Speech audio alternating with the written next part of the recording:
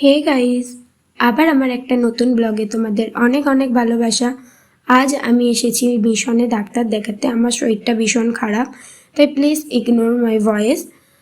আর আমি যখন এখানে ছোটোবেলায় ডাক্তার দেখাতে আসতাম, এখানে না পুরো অন্যরকম ছিল, আর এখন অনেক পরিবর্তন হয়ে গেছে। অনেক সুন্দর করে দিয়েছে জায়গাটা। মানে আগে যারা আসতো তারা যদি এখন আসে তারা বুঝতে পারবে যে জায়গাটা কতটা পরিবর্তন হয়ে গেছে। আর এটা হলো মিশনের খেলার মাঠ, যেখান থেকে ভিউটা অনেক সুন্দর লাগছে আজকে। তারপর অনেকক্ষণ বসে থাকতে হচ্ছিল, আর যার জন্য আমার একদম ভালো লাগছিল না, শরীরটা ভীষণ খারাপ লাগছিল। ডাক্তারবাবু আসছিলই না, আর কাউন্টারও খোলেনি, টিকিট কাউন্টার। তবে টিকিট কাউন্টার খুললে বাবা গিয়ে টিকিট করে আসে। তারপর আরও খানিকক্ষণ বসে থাকার পরে ডাক্তারবাবু আসে, ডাক্তার দেখালাম। দেখি এবারে আমরা যাব বাড়ি। ও না, সরি, আমরা এখন বাড়ি যাবো না, আমরা যাব মন্দির গেট। এটা হলো মিশনে আরও একটা জায়গা যেখান থেকে আমার দাদা আইটিআই করছে। কিছু আমাদের দরকার আছে, আমরা কথা বলতে যাব ওখানে। আর এই জায়গাটাই দেখো, এত সুন্দর, এত ভালো। এখানকার পরিবেশ খুবই ভালো, খুবই শান্তিময় একটা পরিবেশ। আর এইখানে যে সামনে বিল্ডিংগুলো দেখছো, এখান থেকে নানান ধরনের প্রশিক্ষণ দেওয়া হয়। অনেকেই অনেক ধরনের প্রশিক্ষণ নিয়ে থাকে। আর এই যে বিল্ডিংটা দেখছো, লোকশিক্ষা পরিষদ, এখান থেকেই আমার দাদা আইটিআইটা করছে। আর এটা হলো আশ্রমের মন্দির, খুবই সুন্দর। হয়তো ভিতরটা দেখাতে পারলাম না, কিন্তু ভিতরটা আরও সুন্দর।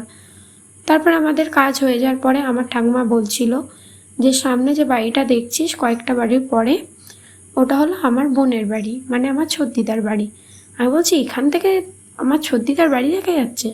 আমি তো বিশ্বাস করছিলাম না। ঠাকুমা বলছিল চ, আমি দেখতে নিয়ে যাচ্ছি। তা না, ঠাকুমা আমাকে নিয়ে যাচ্ছে, বলছে এখান দিয়ে যেতে হয়। তা আমি বলছি আচ্ছা। আমি অ্যাকচুয়ালি ভিতরের রাস্তাটা আমি জানি না। আমি আগে যখন ছোটোবেলায় যেতাম ঠাকুমার সাথেই যেতাম।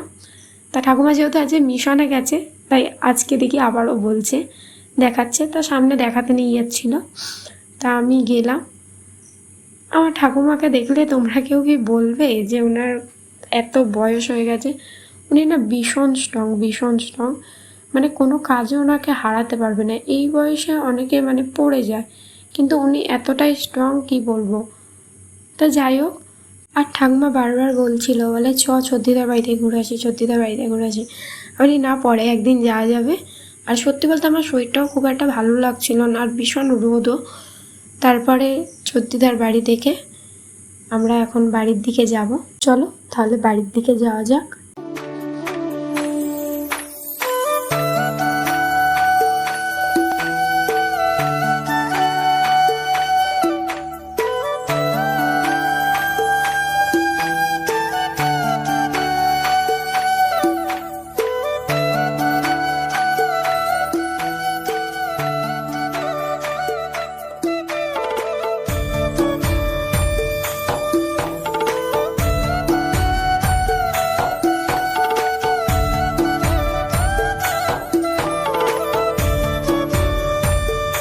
আর এই কুকুরটাকে দেখো, কি কিউট লাগছে না? কেউ ওকে একটা টিপ পরিয়ে দিয়েছে, আর কি মিষ্টি লাগছে।